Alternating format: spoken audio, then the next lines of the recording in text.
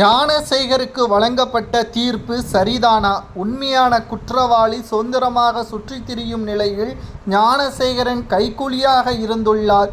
அவனுக்கு கிடைத்த தண்டனை சரிதான். ஆனால் மிக முக்கியமான நபர் வெளியே சுற்றித் திரிவதால் ஞானசேகரனை போல் பலரும் அவனால் உருவாக்க முடியும்.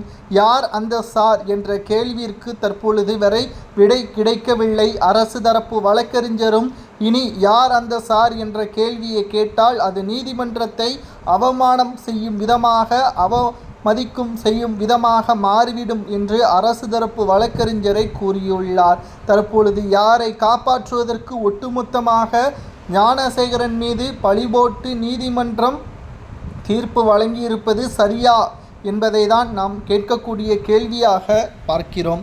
இப்படித்தான் கடந்த சில மாதங்களுக்கு முன்பாக ஒட்டுமொத்தமாக உதயநிதி ஸ்டாலின் மீது பழி போட்டார்கள். கடைசி நேரத்தில் யார் அந்த சார், அதாவது ஞானசேகரனுக்கும் உதயநிதி ஸ்டாலின், சுப்பிரமணியன் இவர்களுக்கெல்லாம் தொடர்பு இருக்கிறது. ஆனால் இவர்களை எல்லாம் விசாரணை செய்யாமல் நேரடியாக புலனாய்வுத்துறையினர் 24 நபரை விசாரணை செய்து முடித்தாச்சு. ஞானசேகரன் தான் குற்றவாளி என்று நீதிமன்றத்தில் அனைத்து ஆவணங்களையும் சமர்ப்பித்து இன்றைக்கு நீதிமன்றம் தீர்ப்பையும் வழங்கியுள்ளது. ஆனால் முக்கியமான நபராக இருக்கக்கூடிய உதயநிதி ஸ்டாலின் அவர்கள் சுப்பிரமணியன் அவர்களிடம் ஏன் விசாரணை நடத்தவில்லை? இவர்களிடம் விசாரணை நடத்தியிருந்தால் இன்னும் பல முக்கியமான தகவல்கள் கிடைத்திருக்கும் என்று பல தகவல்களை நம்மால் பார்க்க முடிகிறது.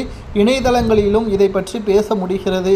ஆனால் இவர்கள் ஞானசேகரனை சிறையில் அடைப்பதை மட்டும்தான் குறியாக இருந்துள்ளார்களே தவிர ஒட்டுமொத்தமாக அண்ணா பல்கலைக்கழக மாணவி விவகாரத்தில் யார் அந்த சார், முக்கிய முதலையை ஏன் பிடிக்கவில்லை என்ற கேள்வியை தான் எடப்பாடி பழனிசாமி அவர்கள் இன்று செய்தியாளர்களது சந்திப்பின் பொழுது கேட்டுள்ளார். உங்களது கருத்துக்களை கூறுங்கள். சிறைக்கு செல்ல வேண்டியது ஞானசேகரனுடன் உதயநிதியா அல்லது சுப்பிரமணியனா என்பதை கமெண்ட் வாயிலாக கூறுங்கள். அல்லது இந்த வழக்கை இன்னமும் விசாரணை செய்தால் இவர்களை விட மற்ற நபர்களும் விசாரணை மூலமாக சிக்குவார்கள் என்றும் சிபி விசாரணை